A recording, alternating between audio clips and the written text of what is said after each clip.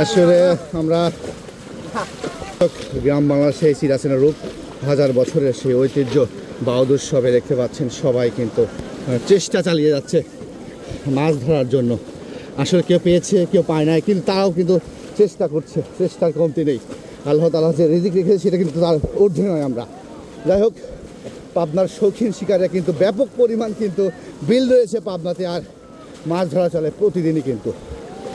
ইনশাআল্লাহ সাথে থাকুন। আমরা একটু একটু এই পাশে যাব। এই যে ভাইরা চেষ্টা করে যাচ্ছে।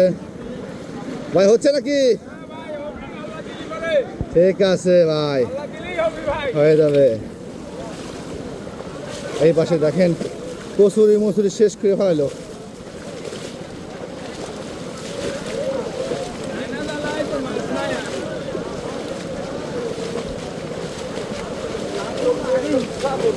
হ্যাঁ কাকুরা, ও কাকু কি অবস্থা?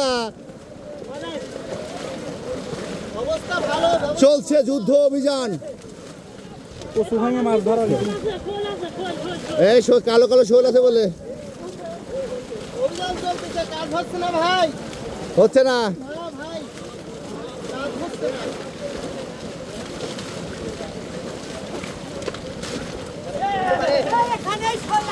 হ্যাঁ আছে কিন্তু